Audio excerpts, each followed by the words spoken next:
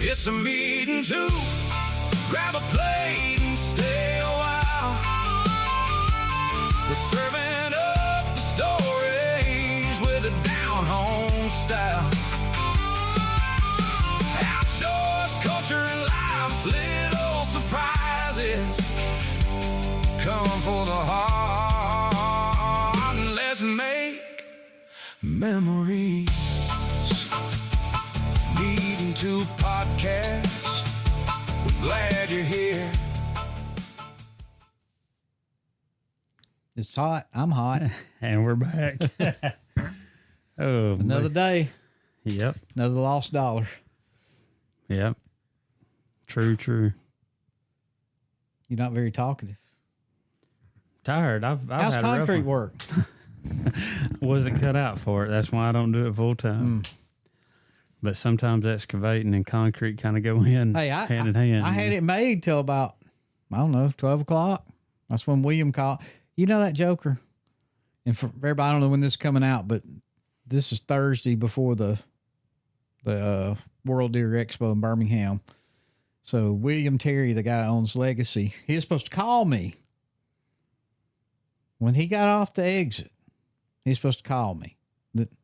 Then I thought, well, at least in line, he'll call me. No, I get a call from Tanya. Hey, we're here and unloaded. I said, unloaded? Yeah, it's all piled up here. William's waiting on you. I said, well, I'm about 10 minutes from there. Let me wrap up what I got going on. So I went and tinklewinkled and headed to the Civic Center, and then I was there till after about 4 o'clock, 4:30, I guess. And he actually offered to buy me a Subway sandwich. Across the street over. Yeah. Mm-hmm. Bring it back. You know, you can't go nowhere to eat. No.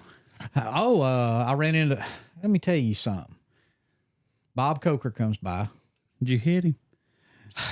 I started to.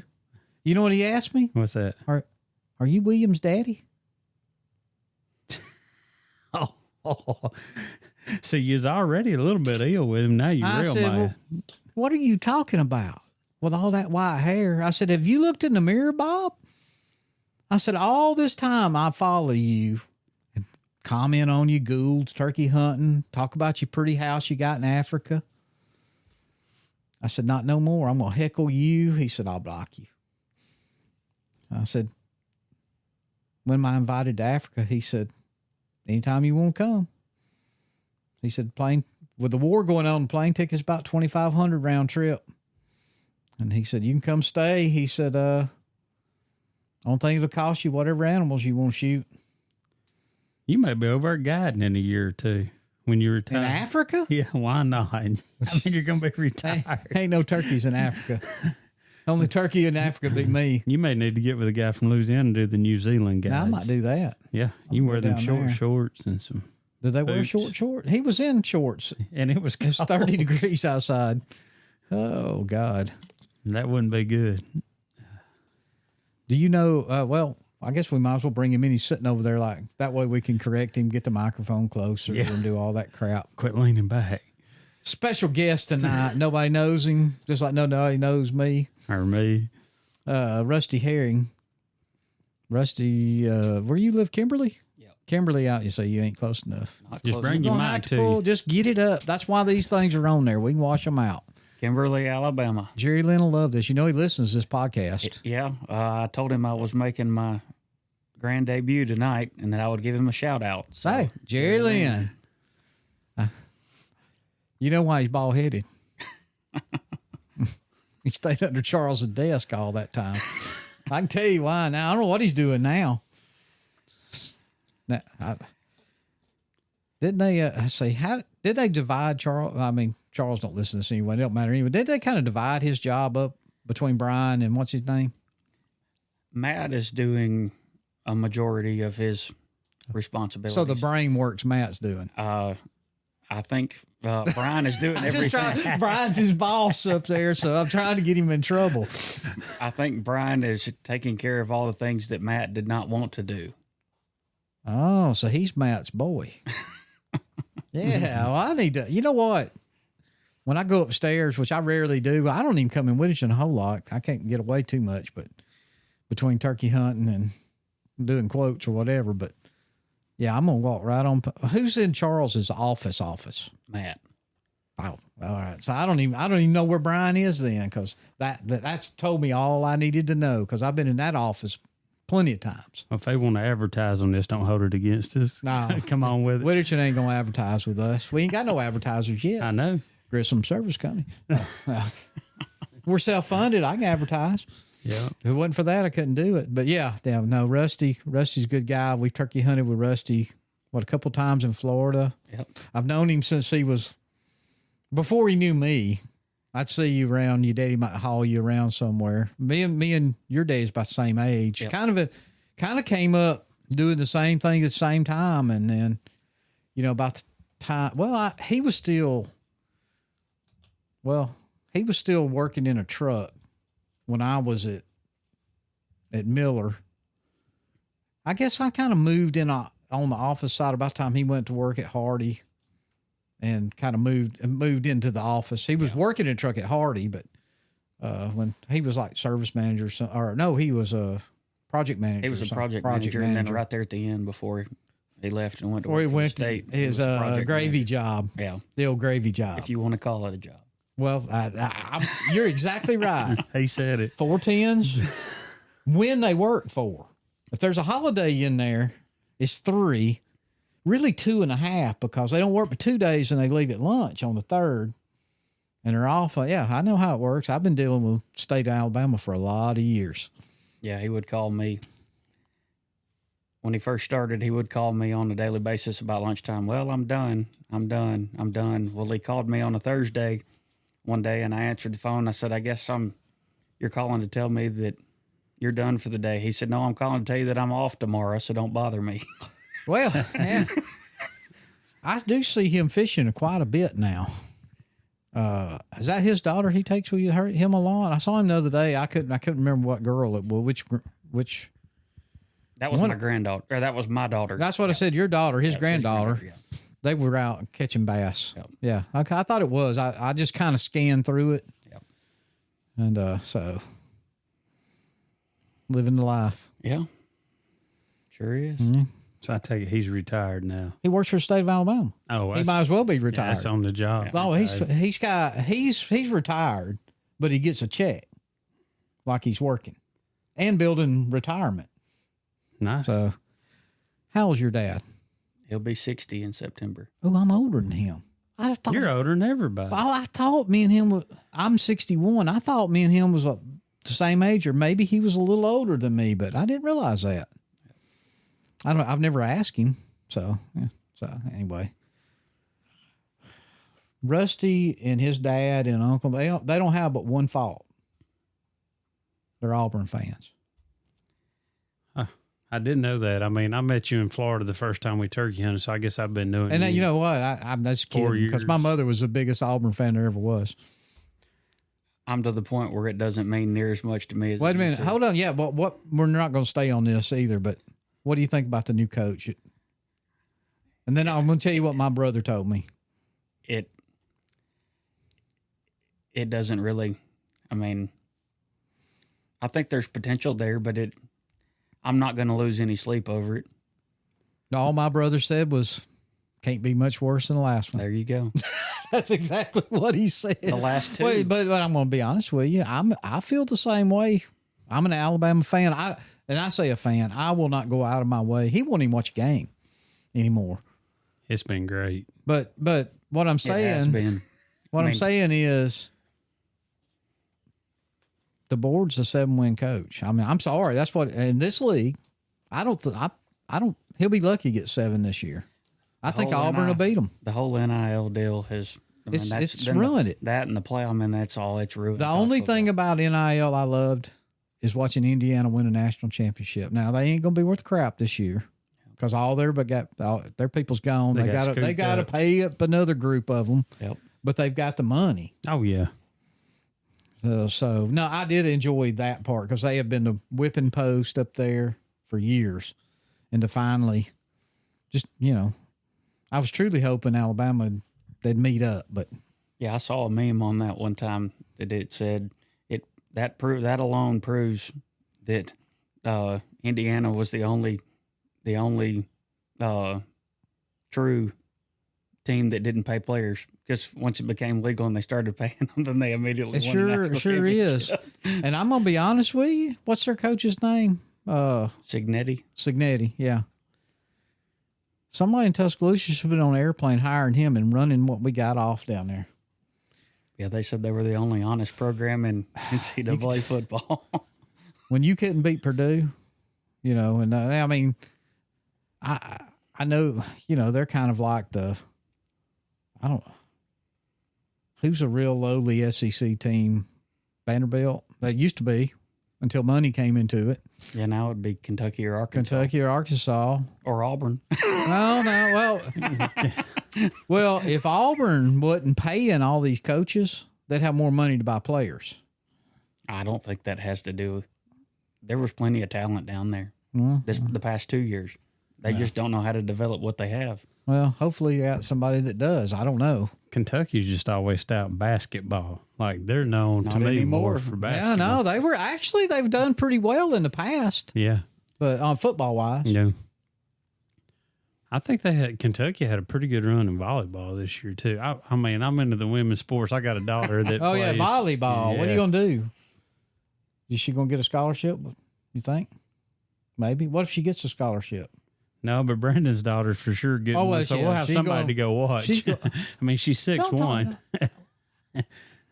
Grace can she's a grow in beast. sport. Spurt, not a sport. I don't Spurt. know. She could. How in the world? You can tell it's summertime. Why's that? We're talking football on a hunting, outdoors, wilderness. Well, it's all I coming guess together. football. I guess football's outdoors. Yeah, and That leads us into It's fall. all. and dove season, and then Oh, right into deer dove season. and- That's true. That is very true about dove season. You got a place to dove hunt lined up. We get so involved in sports during the fall with my daughter cheering and doing we have a hard time getting to a dove shoot. I figured you was going on them big corporate dove shoots. Yeah, he now, will be now. you know. I expected to be invited on something. He told me one day, let's do lunch. I ain't heard a word from him. No, let's do lunch. You been too busy to do lunch? They wearing you out over No. there? He eats All every he's got to day. do is call me. No, I ain't calling begging for no lunch. I had to go in there one time and beg Brian for a biscuit in Gardendale. Actually, he hid them from me.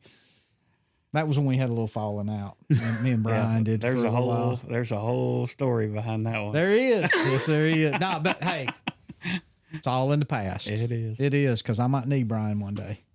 All right. Well, I'm gonna call you and take you to lunch. I'm gonna hold you to it. Billy Brent gets once every 3 months. I see Bill, unless he's got to go to the bathroom. That's my TM. What do y'all call? He's outside sales. Yeah. WeatherTech calls them TMs. Is that the guy every Thursday that comes by? No. Different. Every Friday, Kerry comes by. Okay. He's my WeatherTech. Even when I'm not there. He still comes by. Well, no. But he eats lunch and my name goes on the ticket. I know. Yeah. So, yeah, that's how that works. But yeah, I mean, of course, now I'm being Billy, and I know people don't know none of this, but since he's in here, you know, me and Billy started. I started at Hardy when Billy started at Wittich. So, I mean, me and him were the same age, graduated same year. Everything's the same. So, yeah, I never thought he'd make it to where he is either, because when he was delivering, I know things that went on in that store that the old store. I know why there was butt cheek prints on Charles's desk. They wasn't yours, right? No. Okay, I didn't have a key to the store. Anyway, that's neither here nor there. But Rusty is a excellent turkey hunter, deer hunter. I would say dove hunter, but he ain't got time to dove hunt. Do you hunt anything else other than that? We do. I mean, with one of your last episodes, you know, the nighttime thermal stuff. You doing that? Yeah. Oh, that's right, because you told me to buy one. You text me. My daughter, she's 11, and she said she would rather do that than any of it. She's the oldest, right? Yeah. Okay. Yeah, my She little boy's said she 7. would rather thermal Yeah, predator hunt. She loves the nighttime thermal stuff.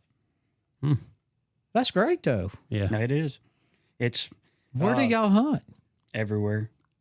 Well, I mean, you've got turkey He's spots got- everywhere. he's I mean, got- so I'm sure he's got places everywhere. I mean, we've done it a good bit over at Tony Cousins. Oh, really? Yep. Sucked in there, old Tony. Yep. I used to try to get Tony to let me turkey hunt back in the day. I've I'm spent sure. some mornings in the spring over there as well. I don't. I've never have though. He's handling the predators. He's getting the turkey hunt. And you'd have to know this guy. He's a good dude. Don't get me. I mean, when I say that, I mean just saying you'd have to know Tony. I'm not saying like, yeah, you got to know him. He's one dug out that Yep. this water up here. Sure did. He's done everything. When I met him, he was doing heating and air, working for Hardy. He's on coal mines, big earth moving stuff. I mean, he has been in everything. He I don't is. know if he's retired, if he's playing, if he just I don't know what he does. He spends the majority of his time over there at Barber's. Well, yeah, I mean, that's his baby. he built them racks the motorcycles are on. Yeah, And I mean all that landscaping, all the waterfalls and all that stuff over there, and that's all Tony. yeah.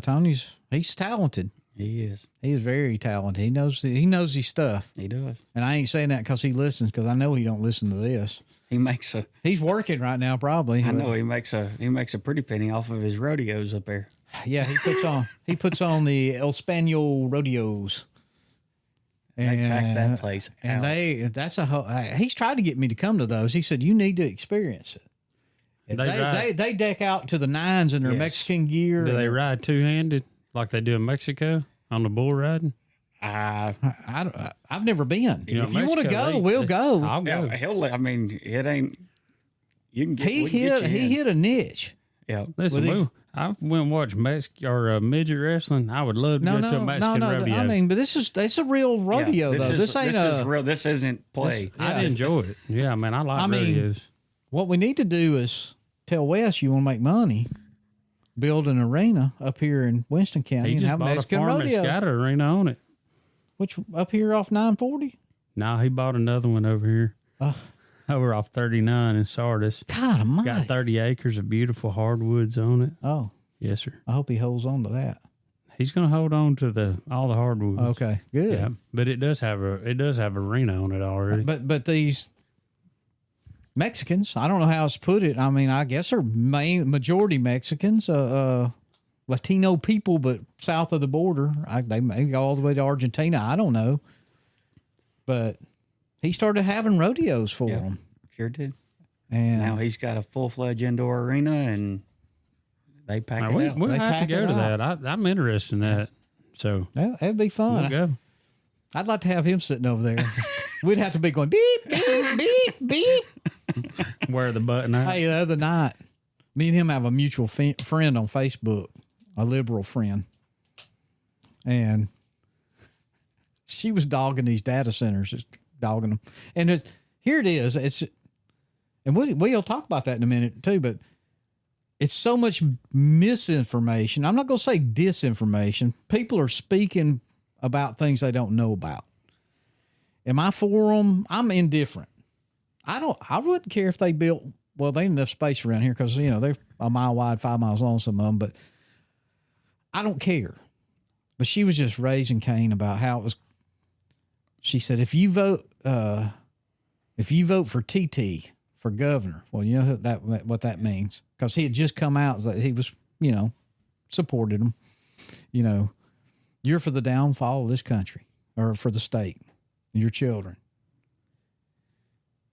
And Tony jumped on there and said, you're using data centers to promote your dislike of data centers. Because Facebook, Meta, and all that. And, I don't know if you've got extra cable. You look like you're tied over there. You got plenty? Yeah, I'm good. You good? Okay.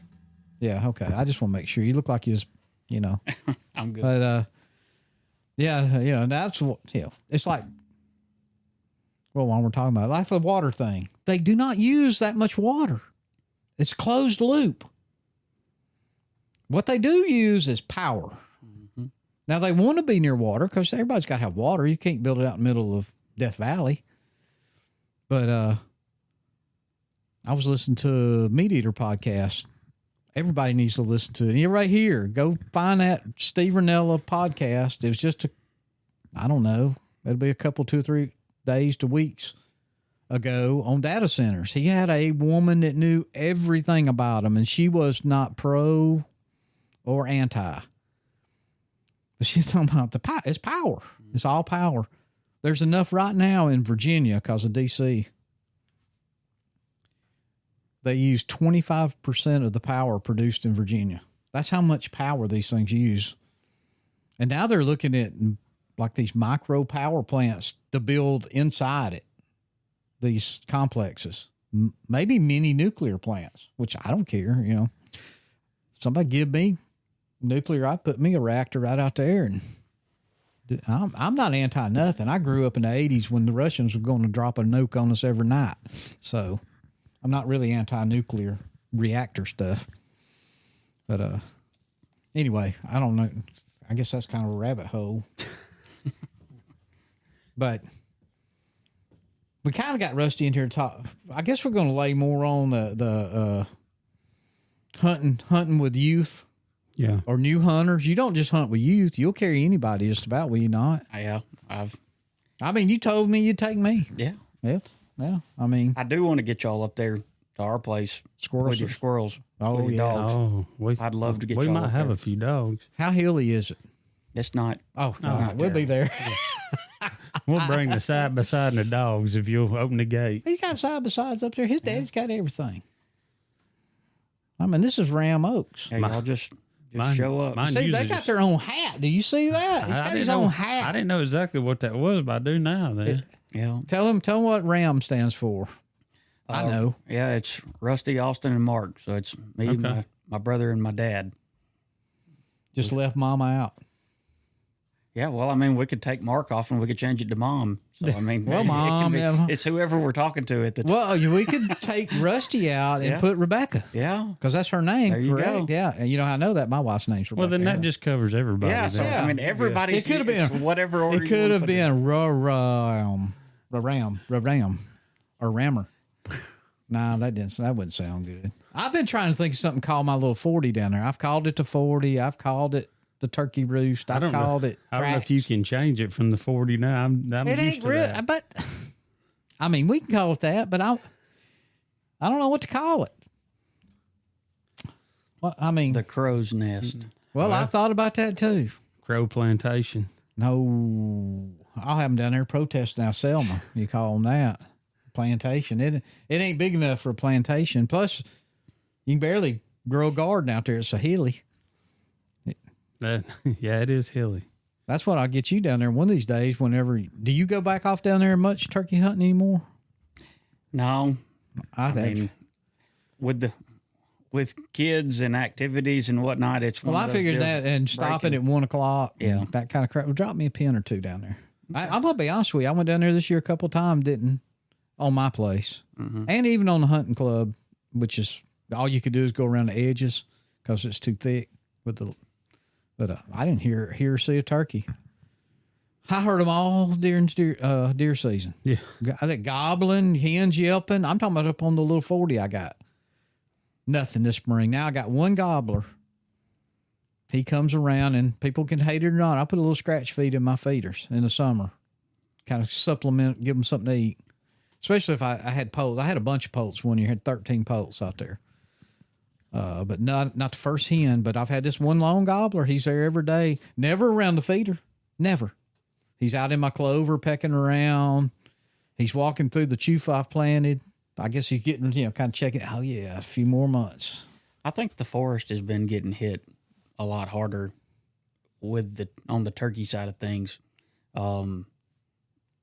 because for years we never saw people down there. I mean, I didn't see a whole lot of trucks, driving in and out. And then the last couple of years that we went down there and we're hunting it hard, I mean, right there around us, because go in deep though. Yeah, I've got two spots that I could park on private property that I have the ability to hunt, but then would get off on some different places and go, like he said, we would park trucks in two different places and make a big, huge loop. And, But there were several times that pulling in, there'd be people parking at the gate with us to go hunt, public land. And you used to, with the season pushed back on the private ground where the guys that own it, that deer hunting, that have their cameras still on feeders and fields and whatnot, February, early March, like what you said, the fields are full of birds. End of February, they've got a dozen hens out there. The roads, you can go in there before the season. The roads are tore up. There's tracks everywhere. By the time that hunting season gets in, they're gone. Well, they're not. You think it's hunting pressure? They're not disappearing. So it has to be, hunters actually, But there's deer hunters down there all winter long. Maybe not in February. I know, but what I'm saying is, I think they're leaving and getting off on public land. I just think that, there's more people actually hunting. And No, that's not true, Rusty. License sales are declining every year. There's barely a person at the convention in Nashville that turkey hunt. There's only 90,000 people there last year, and probably I'm going to be fair with it. I'd say between 65 and 70 of them probably hunt turkeys. The rest of them are just wives and kids. It's your buddy Dave Owens' fault. Well, I do blame the hunting public. I'm not going to blame. I shouldn't say blame. I think that's a reasoning for it. That they've glorified it to a point, and they make them think that you just walk up there and kill one. Then you can grab it up by the neck and do a naked dance around it or something. Smoke a cigar. Let me tell you something. This burns me up. Dave Owens did not invent that. That's been going on since the 70s. I was doing it in the 80s and 90s. Sometimes with a Marlboro, but sometimes with a cigar. I don't know where, and now all of a sudden it's the rage. You can't kill a turkey without smoking a cigar. I don't smoke nothing. Weed and oat milk cream pie. Well, you dang right. Did you say weed? Huh? Whoever's with me. Oh, I thought he said weed. Yeah. I thought he said I smoke weed and eat oatmeal cream pie. You'd eat a box of oatmeal cream pie and be asleep. We do the same thing. Well, we'll have to double stuffed monsters, and it didn't even help us in Illinois this year. Worked out good in Michigan. Yeah. But no, I do. I really believe that. Before social media, all you had was a channel, ESPN or whatever, Sportsman's Channel. Yeah, and all that came out. And I say I'm way before Wild World of Sports when I was growing up. I used to just idolize the shooting geese and seeing that. And I knew I'd never seen geese. We didn't have them back then here where I could see them. But all the DVDs and VHS tapes in the hunting section. Well, of Walmart. People kept saying that was ruining. That was ruining hunting back then. But this, people your age and under, they don't watch TV no more for the most part. I don't know about you. It's all streaming. You just stay on YouTube. Or that's what I was telling you with my daughter. She watches the Yacht channel. Yeah, on YouTube every night before she goes to bed. That's what, That's but that's what's happened. I'm going to get another soapbox here, but this silliness of not naming public land. I'm sorry, the Talladega National Forest is huge. Huge. If you can go find them, go find them. But what I'm saying is, once again, I was listening today. I listened to Speak the Language podcast with the two idiots. I like them, but anyway, they won't even say the name of the state they go and hunt in. That's some of the silliest. That's a lot of ground. Today they were talking about the new management area in Mississippi, because they're based in Mississippi. It's called Alligator. I think it's Alligator County or Alligator something, but it's Alligator. It's a small management area, only like 2,600 acres, something like that. almost like what do we call? We don't call a hunting something. The smaller management area, we got a name for them here in Alabama, but community hunting area or something like that. But in that podcast, we're talking about, we don't normally speak names of public hunting areas. I'm going, why would you not speak a name? I could speak the name of the Bankhead Forest. Remember that guy that got roasted for saying he killed a turkey or something on the Bankhead Forest? You just blew it up. What? He didn't drop a pin. There was some guy said he heard one goblin. He was fishing. Oh, yeah. Remember that? Yeah. That was a big deal. They roasted him. Do you know what I mean? I mean, okay, you might could narrow it down to he's in a boat fishing and where the Sipsey and Smith and all that run up through, you know. But I'm sorry. I mean, I'm not that way. I'm not ashamed to say, hey, I turkey hunted down Barber Management Area this weekend or whatever. Right. I'm not telling no spots. That's a huge management area. They're all big. But if I wanted to say I hunted off of, you know, Dirt Dauber Road and walked in 100 yards, I'm going to, it's public land. They don't know. Listen, most young hunters, and that bunch over yonders, they're young in my book. They never seen it when it was busy. They don't know what busy public land is. I told you, Okmulgee, I stood in line one morning with 400 hunters standing in line to draw a doe tag. We used to go to that dog hunt down there in Brent at that management area, and there'd be 1,000 people there. Ain't that Okmulgee? No, we're not Brent, but this is down toward Mobile. I have to remember what management area, but they did a dog hunt every year, and they'd be over 1,000 people there. Oh, I hunted at Chocolaca one year. There's probably 1,000 people there, and it was the most fun in that campground. I mean, hey, I remember the club that we grew up in. It bordered the Cahaba management area, and when they clear cut our property right there next to the road, and on the other side was the management area. On the mornings that gun hunts would happen, everybody was fighting to go sit in the clear cut because when it got daylight and guns started going off, you would watch deer running across the road. I did the same thing. I mean, it looked like they were trying, escaping from jail. We leased one time down in Barber County. We had 3,000 acres down there, and it bordered Barber Management Area. And we had a big section of cutover, but when they were having a gun hunt, everybody, if you could find a tree to get in, we was in a tree or you was on the ground waiting.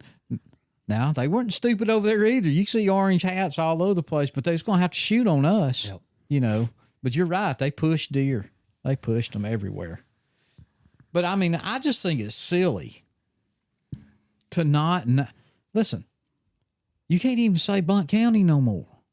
I hunted in Blount County. Oh, my God, you blew the county up. Yeah, I mean, it's the truth. That's the way they act.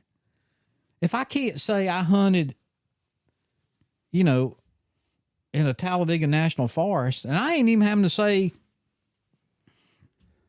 Anniston or Selma or off of Highway 82 or wherever. Even if I said I heard a turkey gobbling down Talladega National Forest right there, I was just stopped off the side of Highway 82. Well, there's a lot of forest back in there. There is. I mean, and where did I stop? But there's people goes crazy over that stuff, and I just think it's ridiculous. I'm not saying blow up people's spots. If you're lucky enough to find a good spot, you better keep it a secret. But just like, who was that telling us they would follow him around? It's one of the, we talking to somebody. I forgot who that was. We was talking to something anyway. He turkey, maybe I heard it on a podcast. I don't know. Everything gets mixed up and I'm getting old anyway, but yeah, he was a good turkey hunter and people would follow him. So he would change vehicles or have people just drive him and drop him so nobody would know where he was hunting. Yeah, I had a spot down there in the forest, and this will give it away, but I don't care because since it happened, I've yet to see a bird down there. But for 4 straight years on opening day, I killed a bird off of the same ridge up until one of the tornadoes came through, several years ago, and it wiped that whole entire I wonder if bottom that's off. the same one that come through right by my place. Was that like 2 or 3 years ago? Mm-hmm. I bet it was. That's where my hermit guy got It hit just a few days before the season that year. Oh no. This happened up in season. Oh, this one Okay. happened right there. So it at blew the all start you of- like roof and- trees away yes. or whatever. And that was the last, because since I was going on 3 years in a row, I was like, I've got to go make it 4 and at least try. And I got in there and started making my walk, and we got in there, and sure enough, a bird gobbled, and it made it happen. And we knocked that one down. And after that, I don't know where the birds went. I mean, this was after the tornado. This was the day or 2 days after the Oh, tornado. well, he hadn't had time to even really. He hadn't had time to really, because Get- now it's so thick and grown up, or it was. Yeah. I ain't gone over there in the last 2 years, but it got so thick and grown up. I mean, there was Well, drop me a blowdowns. pin. I'll get back over in there and let you know. Well, I border my property borders. Well, it's a long way from where you were. I think it's a long way. We'd have to just pull the map out and I show you where my property is. You can generally look and go, yeah, no, I'm way back. I think you're a long way from where I'm at. But we had 2 tornadoes come through. Apparently, this was 2 years ago. 2 years ago. Because we got this guy, we call him the Hermit, Mike. His name's Mike. I won't call his last name. He's an old man, lives in a camper, bought 30 acres down there, very eccentric, lives in a, like I said, camper, no power, no water, don't wash, don't bathe. Looking for a full-time breeding woman, that's what he told me. Yeah. He's I don't know, he's smart. You can tell at one time, but yeah, he was. Those tornadoes, the government sent them after him. That's all. I'm going to leave it there, and you can come up with your own conclusions. But it didn't hit my property. But me and my brother had went down like opening weekend, which opened before the week before. I think it opened on public. Isn't that right, or is it 2 weeks before? Which I think they should get It's rid 2 of. weeks. I think that should be done away with. But anyway, we can talk about that later. But we went down there and hunted. And he killed a turkey. I bought this place. I worked my butt off on it. He kills the turkey, which I'm glad one was killed. But then never comes back, never comes there and helps me do nothing else. And I don't care because he don't listen to this podcast either. But anyway, I'm stopped, and Mike the Hermit, he's in the road. He just jumps out in there, got 2 little dogs, sleeps with a peacock and a couple of goats. Oh, yeah. Got dreadlocks, but not because he made dreadlocks. They're natural. I'm talking about a piece of his beard falls out while you're talking to him. But that's what he told me. He said the government had sent those. He knows so much sensitive information. The government sent 1 tornado, and that didn't get him, so they sent a second one. And that, you can see the trees are all laying, and they're kind of crisscross across his place. You saw it down there. It's a nasty mess. But, yeah, it was a... It's crazy. Don't trespass on him, but he was up there on me. So he told me, you walk on my property, you better have a gun. And I just pulled my shirt back. And I said, you don't drive back National Forest County roads without a weapon. Summer, winter, whenever. We caught a guy on our property trespassing last year Up here? in Hamilton. Got him caught. We got him caught. He actually, the police actually, They take him they away? actually took him away. I was impressed. He No, went for, this was police, not game warden? This Or was the police. Wow. The police got him. It was he was trespassing through our property. He walked past every single one of our cameras right down the road. He came in with nothing on the back side of our property, which is, he walked 3/4 of a mile and walked through our property, down through our gate, and went to our neighbor's house and stole gas cans. Oh, he wasn't Full of gas. hunting. He No. was a thief. He was a thief, stealing gas. that actually worked out good. And he walked y'all- back through our property carrying the gas. So y'all had all the evidence Yeah. and a I mean, timeline. Yeah. And I mean, it was going like, because that's what I texted my dad, and I was like, hey, do you have somebody up here working? Because I'd never seen the guy. And he goes, no, he's not supposed to be there. And, 30 minutes later, he comes back through and has 2 gas jugs. And I'm like, well, apparently, he's off because there's a landlocked piece of it's property. not your gas jugs. There's a landlocked piece of property behind us. And we're like, well, maybe he's down there working, who knows? And then we started reaching out to some of our neighbors and people that we know. And, Dad called our neighbor and he goes, I don't know who the guy is, but he goes, I do know that's my 2 gas jugs. I mean, people, they're bold anyway. They've always been that way, but there's so many cell cameras out now. I mean, you better look around before you go and tinkle, much less take a dump or anything in the woods, or you'll be on camera. Yep. Tony had a guy living in his shooting house on his little piece over there across from Looney Tavern last year. They went over there to do some work and opened the shooting house up, and there's a heater in there and all kind of stuff, and just sleeping bag, clothes, and they're like, somebody's actually living. That type of stuff is what, people talking about being scared of the dark and like walking through the woods and whatnot. I mean, during bow season, and that's one of the reasons why I carry my pistol with me. I mean, when I had a lease over off of in Locust Fork, over there, I mean, there was people, if you didn't get your truck pulled off in the woods, I mean, they'd siphon gas out of your truck while you was parked on the side of the road. Well, you were in Methville over there anyway. But still, I mean, you walk out of the woods, somebody walking through the woods that's drugged out. I mean, that I'm not worried about any animals or anything walking through the woods, and that's what I've tried to teach my kids. Yeah. Well, let's just get back on the kids.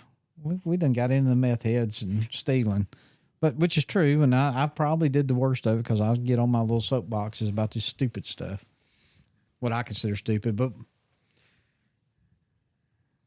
before, did having children change this in you as far as carrying people?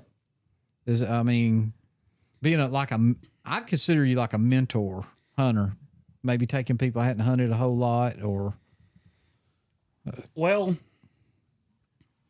growing up,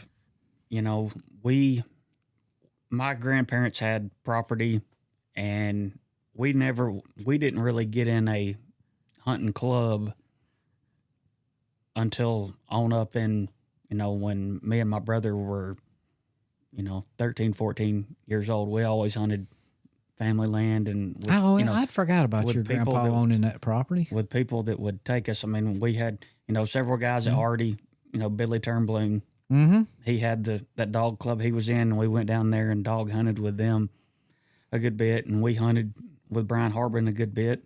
And I wouldn't tell nobody about that, but like Brian. But anyways, after growing up and doing all that, it was kind of one of those deals. As I got older, you're appreciative for all the people that gave you the opportunity, to go hunt and shared their spots and, gave you the opportunity to actually enjoy the outdoors and do it. And so, some of that, has kind of inspired me to, return the favor, to pay it forward, to help people that, may not have the ability or the places to go and do it. So it's, like you said, I've got 2 kids. My daughter, she is 8 up with it.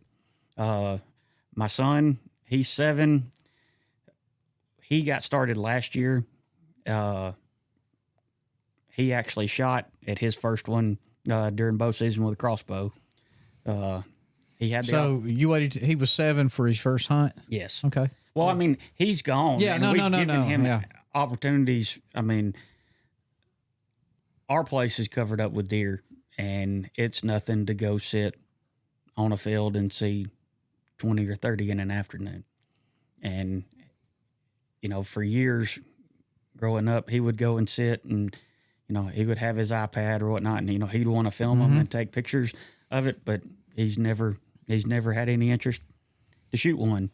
And then last year, I bought my daughter a crossbow, and we were sighting it in. Well, opening day, my dad shot a buck with his bow, and we still had to go to my daughter's game for cheerleading.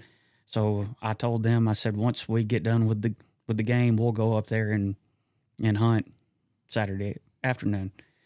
So we went up there, and I wanted to shoot her crossbow with a broadhead, because my dad had one of the blocks that you can shoot the broadheads into. And I want to make sure that it was right before I actually took her. And so we were up there before we went to go get in the woods, and I was getting ready to actually go hunt myself.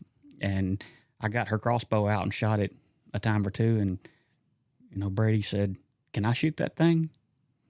And I said, "Yeah, if you want to shoot it, you can shoot it." And he shot it, and one shot turned into 5, and 5 shot. He found turned out he into 10. liked it. And I he mean, goes, he's "This good is at it. fun." Yeah, fun. And he said, "Would it be too late for me to go hunt this afternoon?"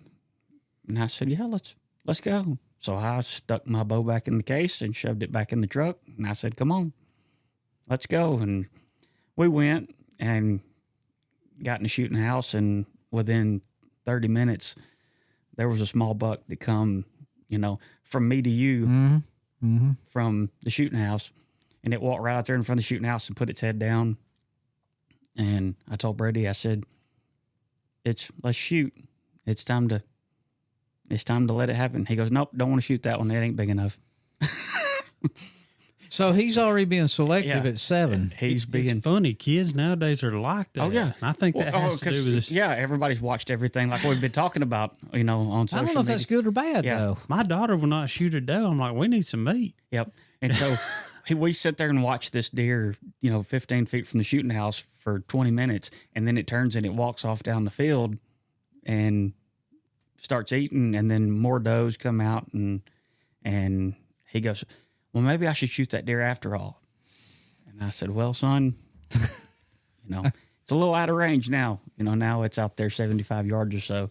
And he got down and disappointed Well, because, but he learned a lesson. he learned a lesson. And, right there when they got ready to get close to dark, one came in closer, and she was leaving, and she was walking off the field. And I said, "If you want to shoot, now's the time." And I whistled at her, and that crossbow isn't the fastest. And for him being his first time, and, we had the 5-minute kind of intro before we went and got in the woods. He probably wasn't fully prepared, but I told him, I said, "You put it right there behind the shoulder and squeeze the trigger." And I whistled at her, and she turned and was pegged on the shooting house, and he shot, and she ducked it. And, he was disappointed, but he But learned. he got to shoot at one. He got Oh, to shoot yeah. at one. And there'll be many more misses if he does it long enough. There will be, but, So you see, did he go more? he was excited. The thing was, it had the Luminoc on it. So when it shot, the Luminoc disappeared, and she run off down in the woods, and, I couldn't see her. And he goes, "Well, I think I got her. And I said, I do not know. We looked and looked and looked, and my dad came down, and we looked and never did. Well, I ended up finding that arrow or that bolt like 3 hours later, and it was so buried up out there in the field, it was completely covered. And I don't think that he hit her. Yeah. And I mean, and you hate to be like that, but being a doe, we didn't take the time to call a dog. Yeah. Well, I mean, It's If you'd have had expensive. some good sign, Yeah, you'd if yeah, I mean, if you had a blood but, trail yeah, if we had and something, hair and we yeah. try to do call it. Blaine. But yeah, that was, he got his kind of first introduction to actually, participating rather than just going and sitting. But, my daughter, she is plumb ate up with it. And how Now, many did she kill? When did she start hunting? About the same age? As far as actually trying to hunt, Well, yeah. I mean, you've been carrying her. yeah, I mean, I started taking her yeah, at she could go 3. sit. Yeah. And the first year she was 7 when Yeah. she Okay. when she and I think wanted that's to start. about the And, right age. Well, we've got one of those break action Ruger pellet rifles that's got a scope on it, and we pulled it out and put it in a bog death grip, and she started shooting at targets and tin cans, and she got to where she could 10 ring one of those at 50 yards with one of those pellet rifles. And we said, well, you're good to go. And the first afternoon we went and sat in the shooting house, it was me, her, and my mom, her grandmother, and we sat in the shooting house, and 7 of them come out, and she said, I want to shoot that one. And I said, well, let her eat. And she shot it, and it folded up like a lawn chair, and she's been a killer ever since. While we're talking about these pellet guns, would y'all ever take one of these high-powered pellet guns and go and attempt to kill a deer with it? I got a buddy that does. Caliber? Yeah, I got a buddy. That's all he hunts with. I mean, it's Is it just one of as the deadly. one of the air that has the air tank? Yeah. Well, I mean, it's like a 50 caliber. He goes and hunts Round ball, iguanas, all kind of stuff with that thing. That iguana stuff looks cool. Yeah, I'd love to. You know what? We ought to all pile in one of these days and just Head to ride South Florida. Go catch a few snakes and shoot iguanas. Well, I mean, I'll watch y'all catch the snake. Carl would definitely tell us where he goes. I mean, they go down there and load the truck up with him. They have a ball with that. He's like, most of the time, there's a lot of public places they want them killed out. I mean, because they're everywhere. they're everywhere. Yeah. You know, I saw or read something on coyote's main diet down there. It was on the Turkey Science podcast. They're talking about down there is iguanas in the wintertime, but they've equated it to it gets cold, and they fall out of the tree, and they get slow. They can't run. So, coyotes are opportune hunters. I ain't got to chase the cat. The iguana's right there, So they've been eating a lot of iguanas, but that would be fun. That would be a cool trip. Yep. We need to hunt. I bet surely that wouldn't be too costly. No, I call Carl. What do you hunt them with? I mean, he hunts them with an air gun. I mean, maybe that's a rule inside cities or something. I don't know, or city limits or things like that. But I mean, I think a suppressed 22 or 17, that'd be fun. Be a blast. Yeah, I got some, talking about the suppressed stuff, I ended up breaking down and buying some subsonic stuff for Lakin's 350 Legend and that's pretty legit. So it's pretty, it's pretty quiet. Yeah. I mean, it's quiet enough as it is, but then you add the subsonic stuff to it. Did it slow it down a lot? I mean, when you went in to re-sight it in, it's slowed down. I mean, I was watching. How's it change your range? I would say I wouldn't really want to shoot outside of 100 with it.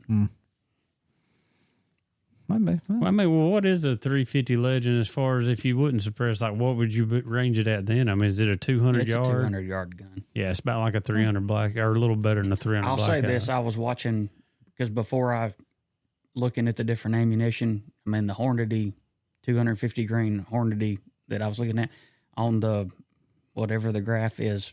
I mean, they were doing some testing on it, and at the muzzle, that's the range was like 890 feet per second to 1,000 feet per second. Man, and that's at the muzzle. That's slow. That is I mean, slow. you can almost see that Well, that's come what out. they said with the subsonic. They said you could shoot it and watch it fly through the air. I mean, you're lobbing Wow. bullets. That's crazy. But I mean, But where we Be fun. don't have any, you not we got don't have a ton of long range stuff. long shots. I've owned a thermal sight for like 2 years now, and I finally mounted it, but we haven't sighted in yet. But I mean, we got tons of pastures we could go hunt. I mean, I need to go out one night just to There's your man right say I there. bought the dang It's thing, fun. or whatever. I've got it on a 300 blackout, Yeah. so I need to go sight it in one of these days. I don't have. I guess I don't have a thermal. Maybe I'll take it when we go, and when you get your rifle back and I get mine back, maybe we'll take I was it. supposed to have that rifle 3 weeks ago. Towed our guns up to Iron Horse Gun Works. Mm-hmm. And I was just having my barrel cut again because with that suppressor, if I took I'd have to take it off every time to put it in the case, in my hard case. And I carried it up there, and we're just talking. It's like, his is going to be a while because they're doing a lot of machine work, fluting the barrel, doing all kinds of stuff to his. And I said, well, when we come back and get ours, he looked at me and said, yours will be ready next week. Saturday, I think. Saturday. Or we'll knock yours out Saturday. Yeah, it'll be Saturday. I ain't got a call. I guess maybe I should call him. I don't know. I mean, they do great work, but the shop you better not get in a hurry. Smaller than you think. And what did he tell us? About 4,000 guns a year runs through that shop. He does everybody. Anybody that's anybody uses this dude. Laser engraving, dipping, Cerakoting. He's big. Machining. Big with Realtree. He does Dave Owens guns, and I mean the great Dave Owens. He had Tyler Jordan's gun in there. Yeah, when he we had was it up in there. Have y'all shot y'all's suppressors a bunch? I have. Yeah. Mm-hmm. That's the cool thing about doing it at night, because I've taken people and on the AGM. Do you have an AGM, or what brand is yours? I'm actually Storm. Oh, does it have an app? Yeah. Okay. Yeah. Well, see, I don't use a scanner. I'll just have it paired to the app, so you can watch what whoever's on the gun. You're looking at the exact same thing. And so I've taken some people before that's been in the dark, that's just sitting around looking. And when you shoot, it's so quiet, you actually hear it make contact. Oh, you hear the thump. Yeah, I mean, you hear it it'll just blow the air out of them. And, there'll be people just sitting in there like, well, I heard that. You hit whatever that was. How's the suppressor? You see fire out the end of them at night? I've never, I shoot mine during the day. Depending on what suppressor you have. I mean, that 350 Legend, you don't really see it. I guess because you're so focused. Yeah. I mean, when you turn around and watch, attention, if you watch it on the app, go back and look, then you can actually see you can see the flash. But it happens so fast when you're on the gun, you don't see it. I bought a 22 suppressor and put on my little 22. What does 17, 5.7, all that, but it's the same way. It's developed around 22 long rifle, and I mean, all you hear is the casings hitting the ground. It's pretty impressive. You seen that barrel for the 222 or for the Ruger 1022 breakdown? It's built in the barrel. Suppressor's built. Oh, yeah. I'm getting me one. There's a lot going to that where it's built in on that. I've seen a lot of different 22s this year. Now, my deal is, do you go through the same paperwork process? I'm assuming you have to. I mean, which ain't no big deal. Well, it's not a big deal. It wasn't a big deal for me to begin with. I'm wanting to buy another 30 cal suppressor. I mean, I've got one, but I'm like him. If I want to switch it off between this rifle and that rifle, I'd like to have one more to just keep with these certain rifles and that. Well, that's what it people say that it doesn't, and it may not, but I'm real picky in particular on unthreading that thing. I mean, does it change the trajectory of the bullet? If it's it's not supposed to. I know it's not supposed to, but it's like the same way with the quick clips on those thermals. I know guys that'll take it off of one gun and clip it on the other. Oh yeah. They're going out there and they're depending on that thing to shoot. And when they go into their program and go to this gun or that gun, they're depending on that thing to. That part makes me nervous there. I would hate to know. Just the regular scopes that are doing that now. Yeah. I mean, and I would hate to know that I spent all that money, flying out west on a hunt of a lifetime. Oh no, and you're depending. There's no way you're I would depending do on that. electronics. To let me go into program B for this 22 250. And No, what my deal would be? I'd forget to program it, and it'd be set up my other gun. We've done that. We have done that. Because we didn't know it. She'd get up there and go to mashing buttons, trying to change the zoom on it, and she hit it, and it would switch to program B or whatever, and it's not even sighted in on whichever one it is. And she goes to shoot, and the bullet, you see it hit 3 feet off. Are you to the talking right. about your daughter? Yeah. That's one thing. I mean, I need to spend a little time on mine once I get just learning the buttons and the program on the phone. I've watched several videos of the sight in, and even the way you sight those in is going to be a new learning curve for me. Like where you pause the screen and then move. You freeze it. Yeah. Oh, I've sighted Fred's in. So it's fun. I mean, it's easy. Really. You'll be it with is. me. So. Oh, I will. Well, yeah, we'll be at the shooting range. Yeah, we did it I did it with one of those with the hot hands. Yeah, and I told him I did it during the daytime, and I used a piece of aluminum foil. Or aluminum tape, like y'all using Aluminum AC. tape, but he didn't have no aluminum tape. I just took a piece of aluminum foil out there. Yeah, I bought a pack of those, the foot deals that go on the bottom of your sole, so it has the stick on it. Mm-hmm. I just took it and stuck it to a wood. I stuck it to a plywood sheet, and then shotted it. And then, like you said, you just wherever the Just hole move is, it. you just move it, It's crazy, and it works. It works. I didn't. I was a doubting. You know, that's what's crazy. Now, Fred wants. That's the We gotta scope he go. wants to take off at. That's a kick in this doggone 30. I don't know why he wants to. He's 88 years old and he wants to go back to this 30-06. Oh, He put that thermal on it because he had one hog showed up over there on his place, and he killed it. You know, I told him. He said, "Where do I need to shoot?" I said, "Just shoot it in the head. If you don't, you don't need to go looking." You know, he busted it right in the head, and he never had another hog. You know, so there's no other reason to hunt at night. He's not going to get out, you know, with a predator call and try to call in a coyote or anything. But plus, he's 88.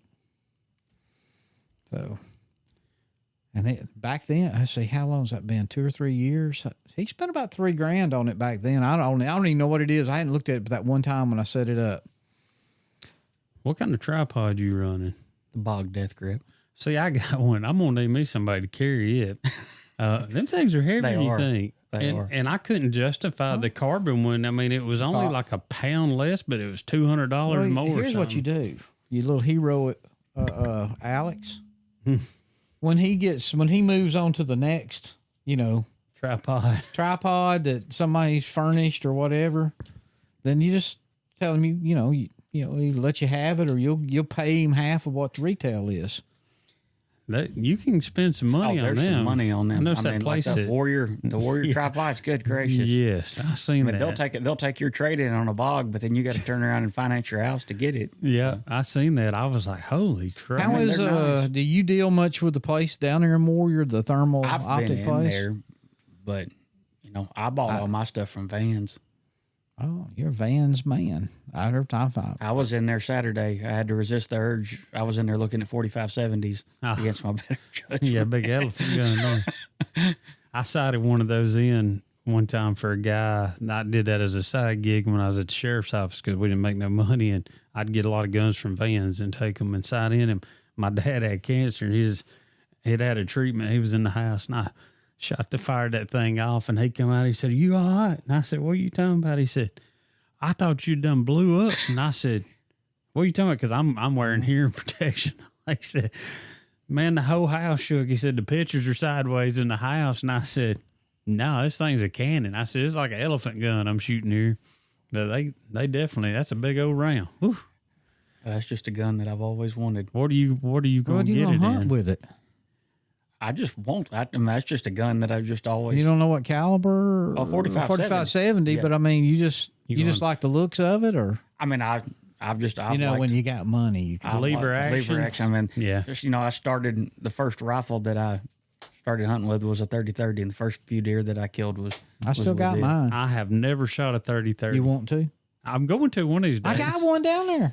But I'd like to own one of those new tactical 30-30s. Those are cool. I got a buddy that hunts with one of those suppressed. It's really I will tell you right now, I still believe to this day more deer's been killed with a 30-30 rifle than any other caliber. I would say there's been more hunting accidents, like loading them and unloading them. What? You know, How? I had a buddy get shot in high school. He's With a 30-30? Yep, his guy was unloading. His finger went in the trigger well and shot him in the stomach. He like to die. He stayed down at the hospital for about Probably 3 at months. school. His twin brother. He was unloading and his finger hit. I ain't never had one that light that I could just flick. I had to grip it with my hand. I'll go get that down there right this now. probably belonged to his great. Well, This is this over. is a This is over in Moreland. Well, this gun I've got. If the people knew that I had it, I mean, no, a friend of mine sold it to me. It was his granddaddy's 30-30. He didn't hunt. He's dying with AIDS. We won't go no further than that. But he sold me that gun for $70. Now this was he was dying of AIDS, so that tells you how long ago it was. But I'm sure his cousins would want that gun, Right. because it was her granddaddy's gun. Like I said, it's an old gold trigger, 30. I mean, it's pretty mint. Unless it's rusted up since last time I looked at it. I tried to keep them old. I hadn't shot it in 25 years probably. Yeah, they were in there Saturday, and they were telling me, they were like, they had like 10 different ones in there, and they kept showing me one, and each one kept getting lighter and lighter and lighter. And he's like, and then this one's super light if you want to carry it out west and go hiking with it. And I mean, I picked that thing up and didn't weigh nothing. I told him, I said, this is a cannon. The last thing Can you imagine the kick? Oh, I know. It'd blow your dang arm off. God. Especially like if that was like carbon fiber barrel, and oh my God. Well, what you're doing to yours, it'll end up being lighter than that carbon fiber It barrel. will. Yep, and I'll be a whole lot less money too. They taking the barrel and fluting it and doing all kinds of crap to it. When you got money, I don't have money. I have to shoot the same gun I've had since 1998. And I was going to order me that fly down, but see, he ain't called me. I need to just go ahead and buy one of those Rotays and just have it here. I might start looking at that. I just say, Y'all gonna get you a suppressor for your shotguns? no. No. Not gonna do that? Not until they make one that I can put my choke in. Have you seen? I mean, you've seen them, right? Yeah. First off, they bulky looking, but I mean, you got to use their choke that's built into it. No, it comes with like a couple changeable chokes. Yeah, options like so you can duck hunt or turkey hunt or whatever, but. Yeah, it still wouldn't be the chokes that they would have to let me screw it on my gun, shoot my turkey load, and see how it is out to, 20, 30, 40, 50, 60 yards or whatever. I could see it if I was, a dedicated full-time dove hunter, goose hunter, duck hunter, where you're shooting a lot of bullets over and over and over again. No, not if you got Tetris. Well, the one love my Tetris. That was they're hanging right there. Look at me. You and I listened to corner. That podcast that they did on the shotgun suppressors. Gamekeepers. Yeah. Yeah. And, they were talking about saving the dog's ears. That so I guess if you have high dollar hunting dog and you're going to shoot a lot of rounds like you're talking about, maybe. I'll be dead in a few years. I mean, they don't live like a human. I'm deaf now because of shooting. Why don't I worry about a dog? Might do the dog good. I don't know. After he can't hear no more, then he can just sit there and watch the bird fall and run out there and get him. That $20,000 duck dog, I need him to live for a while. Let me tell you something. Anybody spend $20,000 on a dog? There's a lot of them that do. Yeah. Well, I know they do. I don't know how we've jumped to $20,000 dogs, but my God, what can make a dog $20,000? And I mean, they're paying $5,000-$10,000 for a good squirrel dog. Mm-hmm. I don't see that. When I started getting into squirrel dogs, you could buy a fine finished dog $500 to $800. Okay, I'm in that range. I mean, this dog was finished like a real tree dog, but not now. I mean, my puppy she was 6 months when I took her, and I had guys offer me $2,500 for her, and second day she's ever in training. Anybody need a dog out here? I got one. If you got $2,500 and you can get here when my wife ain't here, because I told her he run off. I'm gonna tell you now, that other dog is ruining him. I've got to get him out hunting more because she can tree a squirrel, but once it goes up the tree and she barks twice, she go on to the next one, and you can't hunt with her because she's gun shy. And the dog loves me. That's what's so bad. If I was gonna have a working dog, I believe I'd rather do the deer trailing for people over anything. You need to be here with Blaine when he's talking about it. I don't know if you want to do that. That's work. I've seen. You gonna give up your job at Witherton? With the luck that my dad's had the last several years, we've seen it firsthand. And I've seen a kid that I grew up with, Chad Bailey. He covers a lot of. He's in some of their groups, and Chad's got some really, really good dogs. Yeah, but you don't come home. I know, but as far as just fun, I mean, some of that stuff is wild, and that's what Chad said. He said he pretty much gave up deer hunting. He said because it's a whole lot more fun going out there and turning the dogs loose. How about a drone? That stuff's impressive. It is impressive. I love how they fight each other, the drone guys and the tracking dog Well, guys. and then you got guys like Blaine where his dogs catch, and you got these guys that's running Datsuns. You know, that's a whole argument there too. But I mean, Blaine, his dogs will catch. And he'll leave out on a Thursday or Friday, not get home till Sunday or Monday. I mean, never stop. But what did he say? He had to stop and buy. Didn't he go like 2 states away? He was telling Yeah, me. he had to stop at Dollar General and buy clothes. Yeah. He's been all the way to Missouri. Yeah. I mean, I remember he told the story when he was with y'all that he went on one and they kept traveling. Next thing you know, he ended up several states away. Yeah, I mean, I guess as long as they keep paying you and you keep going. Well, he grew up hunting in Fayette. You know, they own some land in Fayette or whatever. So when the rut kicks in, we've got a lot of friends that's got clubs in Fayette. So Blaine just goes down there and just stays at the camp because it's wide open. That's where he stages, huh? Yeah, he might as well, because if not, he comes home, sees the kids, and they call him back to Fayette.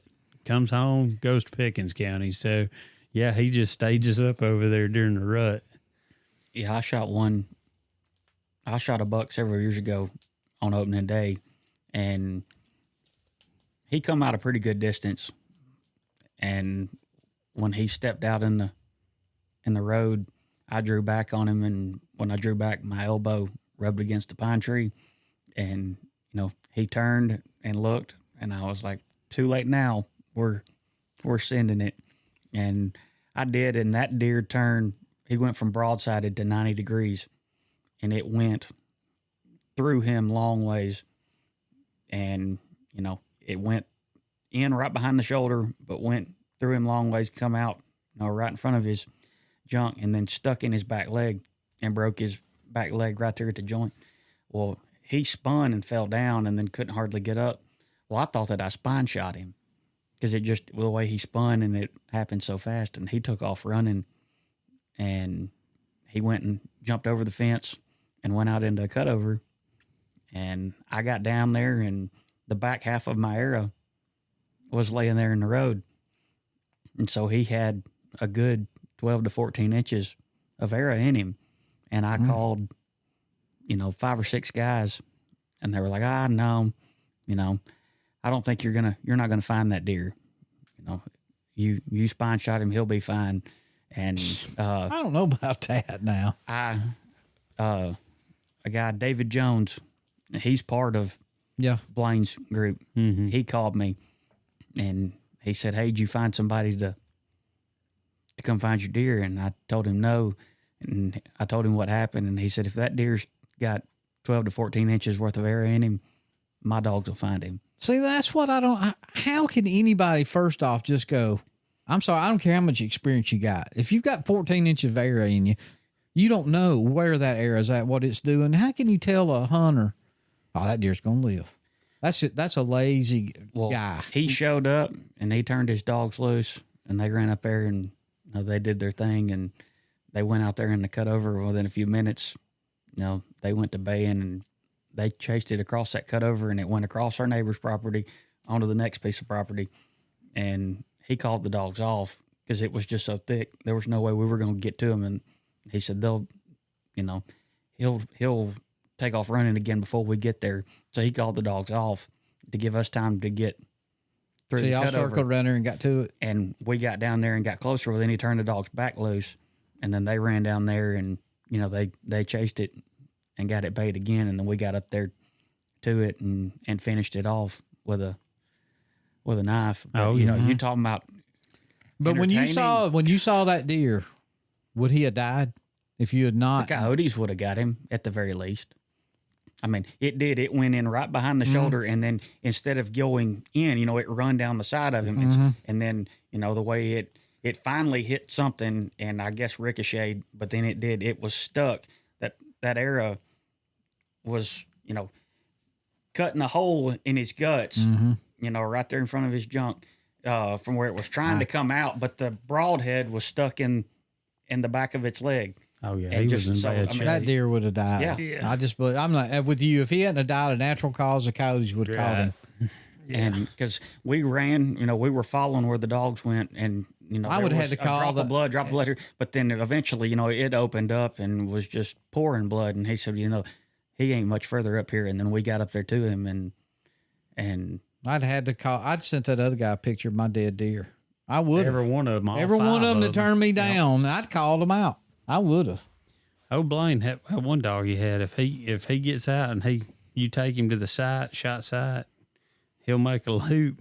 He goes back to the truck, Blaine will just tell you that's it, because that dog is that good, but it's amazing what them dogs do. Well, it's crazy. It's crazy how much those guys know their dog. I mean, Dad called David, because we'd used David several times since then. I mean, after we saw that, we were like, he knows what he's doing. Yeah. And, we used him a time or two after that. But then, opening day this past year, Dad shot a buck, and he was impatient about it, and he ended up this was the same field, and he got impatient, and he jumped it out there in that cutover, and it run off.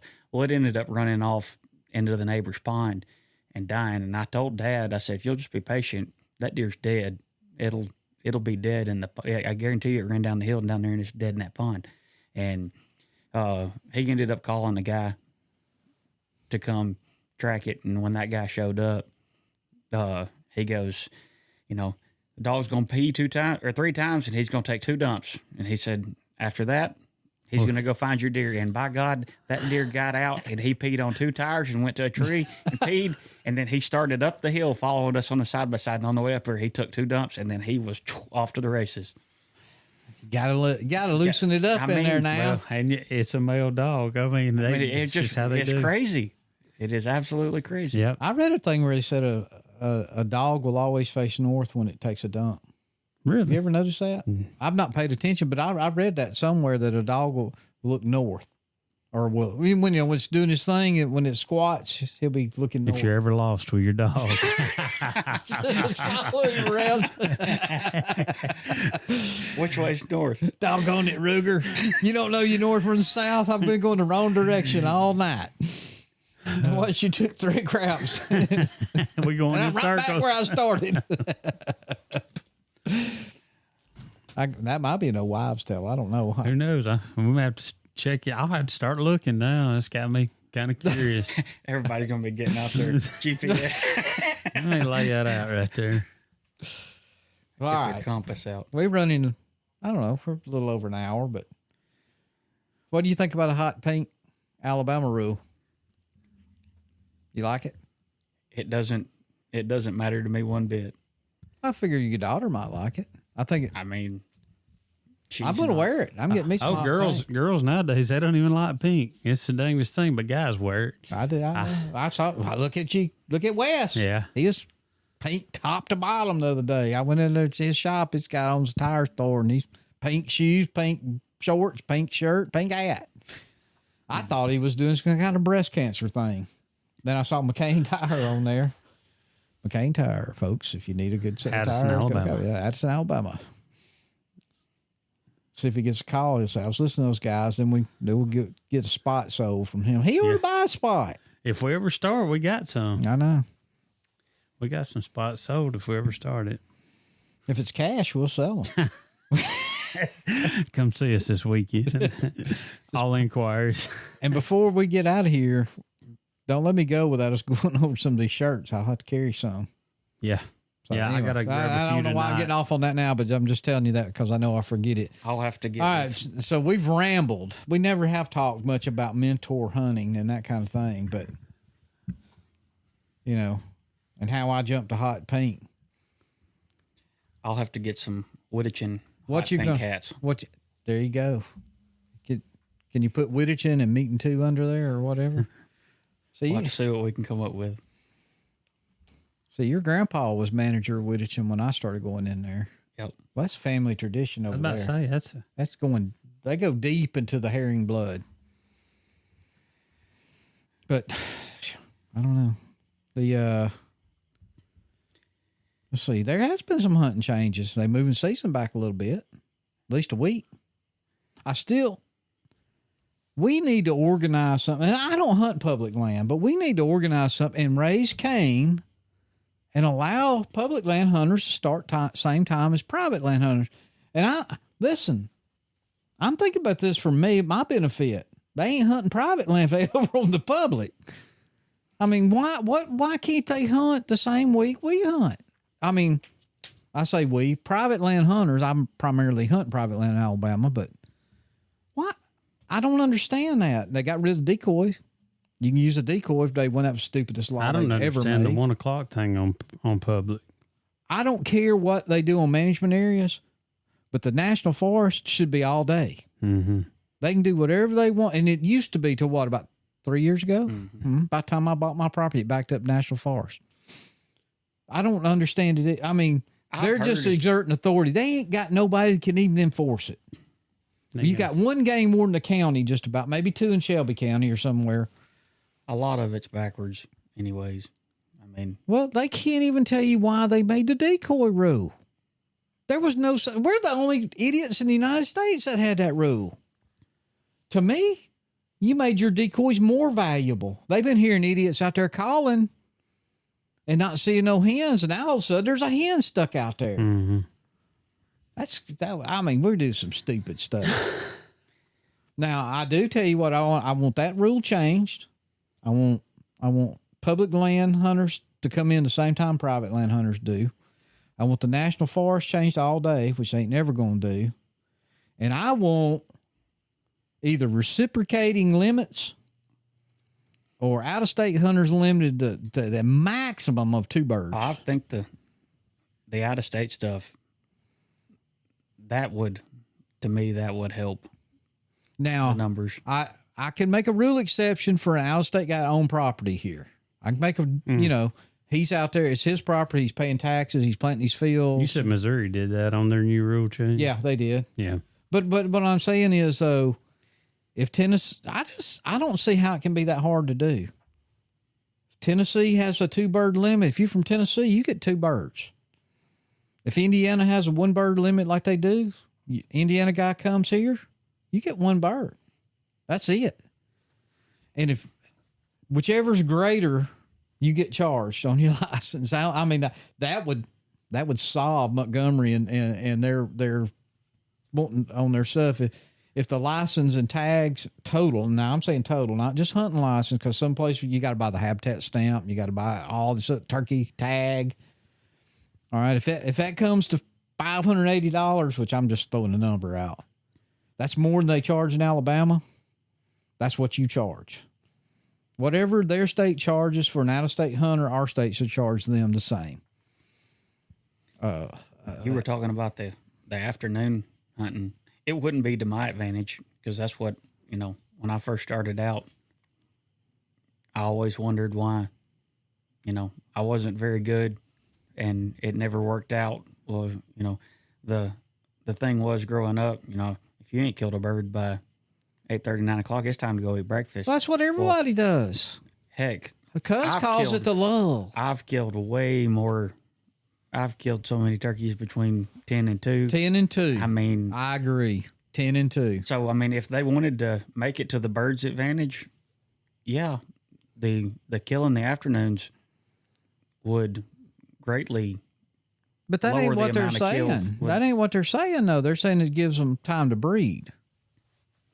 Which, I mean, well, it would keep them from getting killed and give them the ability to breed.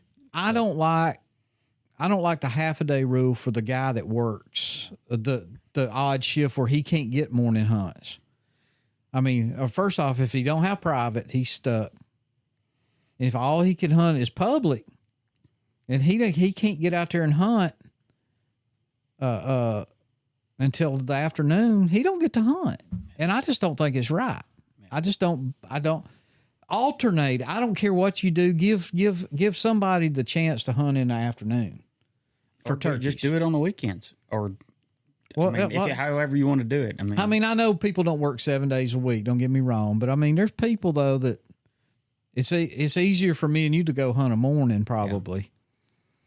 But if you're your son that works some kind of crazy hospital shift or, you know what I'm saying? Or swing shift. Swing shift at the plant. Mm-hmm. It's just not right.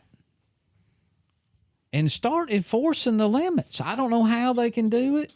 We need a true turkey tag. I mean, you may not know how many really turkeys get killed, but you're going to know how many really turkey hunters are going to. They can't tell you how many hunters there are in Alabama. Not turkey hunters. I don't like Mississippi. There's no way I should be paying 10 times more for the turkey stamp than that's crazy. Florida now, no 10-day hunting down there no more. They changed their rules to you buy the year license. Well, Texas was like that, wouldn't it? Didn't we have to buy a year? Yeah. Well, a lot of places. Tennessee was what, or did we just decide? Well, I don't think it was, but like $20 more if we went ahead. It wasn't much different, so we just bought the whole year. But I mean, I think they're taking a lot of advantage of turkey hunters right now to an extreme, especially traveling turkey hunters. Well, because it's the craze. It's a craze, and I'll be glad when it passes. I'm gonna tell you something. I got tickled though because we talking about everybody jumping on public land, but when you're looking at all these hunting clubs that need members and they want $2,800, and the last thing it says no turkey rights. Yeah, no turkey. So you join this club every time I check that stuff out all the time. I'm like, because somebody will have a steal of somebody just give you a place to go and do it, and you look and it's like no turkey rights, no turkey rights, no turkey rights. Well, here was my issue. Every time I needed a member down there on our club, all right, it's 15-year-old plenty of pine. They ain't no turkeys. One time it was turkey mecca. Now there ain't no turkeys. And I got so tired of having to explain to these people, and I knew they weren't calling to deer hunt. They were looking for turkey. And I said, yeah, there's turkeys included, but we don't have turkeys. Get on Google. I'll drop you the pin. You'll see there's nowhere for a turkey. I mean, even if there's one little holler here, it's so thick all the way around, nothing's going to be there. So finally, I just took no turkey rights. If I advertise for a member, no turkey rights. Although I was called not a thief, basically a liar because of our dues at one time. Right. I took the ad down. They just kept on saying there's no way you can charge that for that amount of property. Well, like you don't know what I'm paying an acre. You were talking about the, people not wanting to, people gripe about everything, the whole, blowing spots and whatnot. Well, then there's the group of people that, believe that cameras are the worst thing that you could possibly do. Well, there are people believe corn's the worst thing. Well, I've got, I have plenty of places to go and hunt, but as y'all know, on small pieces of property, when I've got properties anywhere from 20 acres to 200, 500 acres.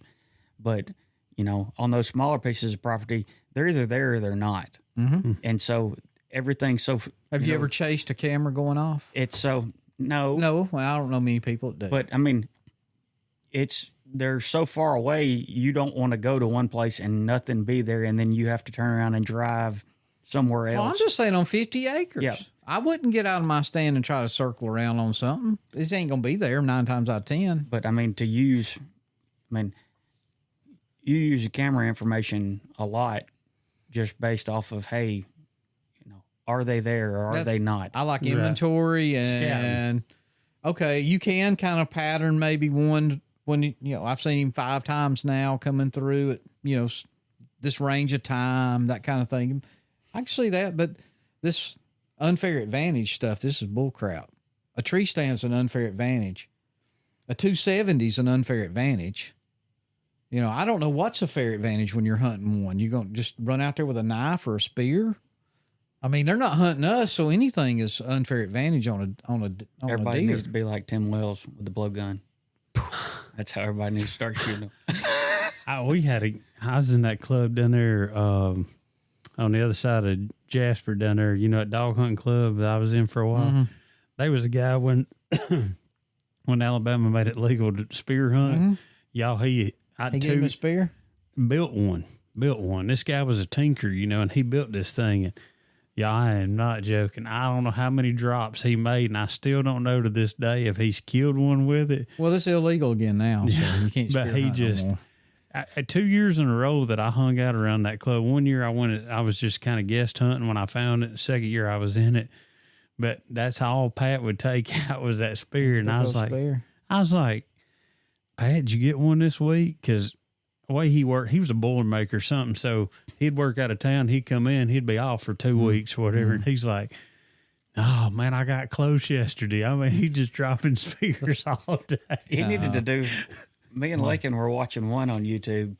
I forgot what country it was in, but they were still doing like the buffalo or the antelope, one of those out there in one of the countries. And they still did it old fashioned. Like they were out there in the savannah and he hid behind a rock and there was a whole herd of them. Well, the guides were on horseback and they circled around and got him to stampede down the valley where he was at. And I mean, he's behind this rock and I mean, they just come stampeding, herding through, and he steps out from behind that boulder with the spear, and I mean, just gigs one. Just shivved him. As they come running by. I mean, it's that'd be an adrenaline rush. Well, you know, when the Indians done that with like buffalo, can you imagine a 3,000-pound animal coming, you sitting there with a spear? You know, heck no. That's like these people talking about the cavemen wiping out the mammoths. Come on now. Are you serious? You're going to tell me, you know, if there was 10,000 of them out there, there's 1 million of them. They're out there but running at them with a stick. I'm sorry. It didn't happen. I can't get a deer kill when I shoot it with a 270. I mean, you know, it's I mean, there's always people that's going to complain about everything and have their own opinions, and that's what makes this sport what it is. You like that bow hunt only. I like the rifle hunt. You know, whatever. That's what I've tried to do. No, that's I like to kill turkeys. I've taken the approach that, you know, several people have said if it's legal and you enjoy it. Yep, that's right. That's me. I mean, listen, I ain't gonna if you want to pour out corn I don't like, if it's legal, that's fine. If fanning's legal for a turkey and I don't like it, but you want to do it, I'm not going to say nothing about you. Now, I may go and try to get the law changed or something if I felt that strongly, but I don't feel that strongly about any of that kind of stuff. But dog hunters, I have nothing against dog hunters. Matter of fact, some of the most exciting time of my life was deer hunting with dogs. Mine too. I think the rogue hunters ruin it for everybody. That's a whole different story, but it's legal, and where it's legal, that's fine as long as they're doing what they're supposed to do. And in this day and time, with GPS collars, there is no excuse. You know, I think you got to have GPS collars on them to run them in Alabama. Yeah, I know most states you do, you but have so much land too. But anyway, so I don't know. We need to probably land bring the train into the station, the plane in because I got a long night tomorrow. That thing stays open at 9 o'clock. Yeah, I ain't staying that late. But anyway, have we missed anything you want to talk about? Tell Jerry Lynn again how much you love him. He ain't listened this long, an hour and a half. He's probably done. That's why we gave you a shout out early. Yeah, that's right. He's I know he's in bed. And get in the first few minutes. Yeah. That'll be good. But I know it's getting late. Y'all, you got to drive. You got to drive. Y'all got about the same distance. Yeah. It's crazy. What are you, about 45 minutes from here? Yeah, you're about 40. So or I could just go right around the corner there and go to the lake house. Go stay at the lake tonight. I don't even know where that house is. Is it right back over here? Go back out like you're going back to Trident, and then when you get there where you would go left to Trident, go right, and back there where it splits, go to the right hand side, and we're all the way back here in the back. Wait a minute, you just lost me. Or were you on 222 when you're talking about that, or is this? I was talking about by water. Oh, I'm talking about. Oh no, you just said all I got to do is go back out to the fire department where you turn at the fire department and go. Turn to the fire department, go out there. I didn't know that's where. Yeah. Right here at Sulphur That's where your Springs daddy's place is. Mm-hmm. That's where your dad. Well, that joker could have come around here. You come over here. He's probably been fishing my lot before at night. I bet you. He don't do. He ain't a night guy. And not up here. We're not. Him and Austin, they go to Lake Martin a lot down there because nobody rides around there at night. Well, ain't much riding around here at night. It's about the only time you can fish without them crazy sea dudes running around. Daylight. Well, yeah, you got till about 9 in the morning. And then them jokers are everywhere. Of course, it's after the 4th. The water's dropping. Once Labor Day's here, peace your favorite time of the year. My favorite time is between Labor Day and Memorial Day. And I don't have to do nothing but sit out there on that deck.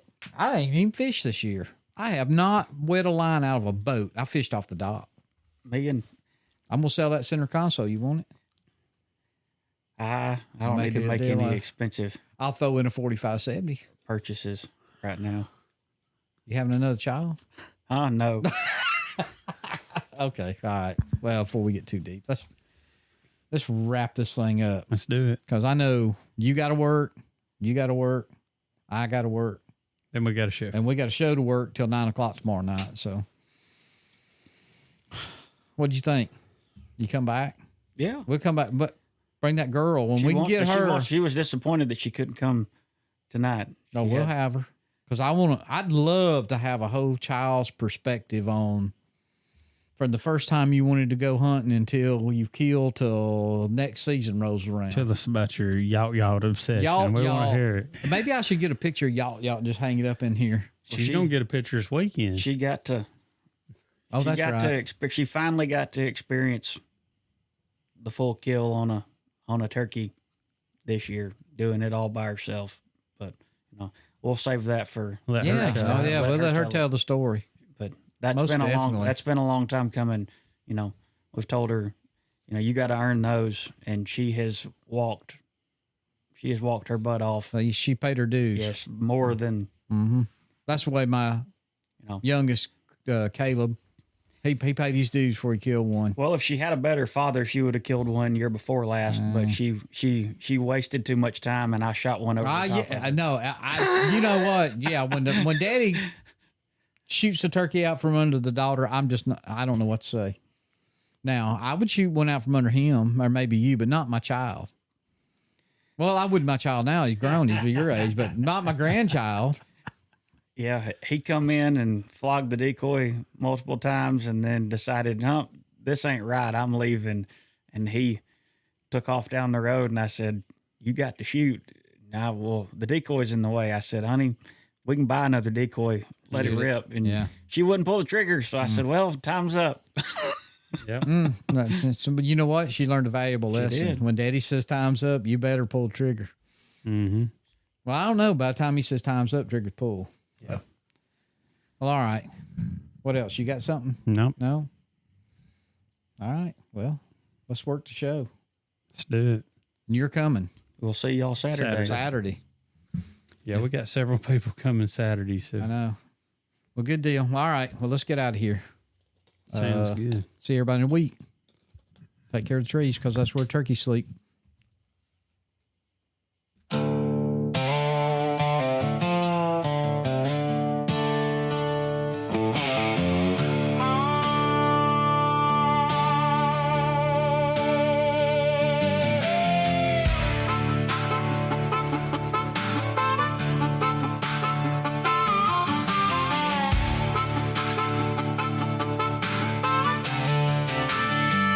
We're talking hunting, fishing, life in between.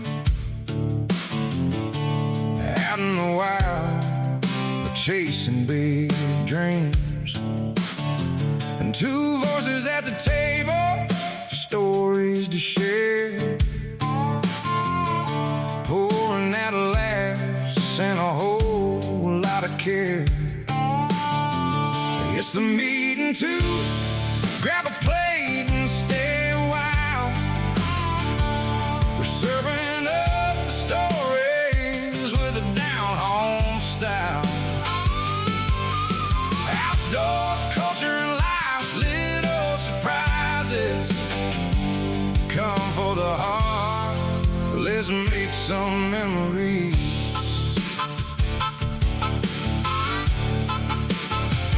From campfires glowing to a cast in the stream, big game stories and a few wild schemes. We'll dig deep, we'll keep it light and fun. Two storytellers under the rising sun. It's the meeting to grab a plate and stay a while. We're serving up the stories with a down-home style. Outdoors, culture, and life's little surprises. for the heart, and let's make some memories.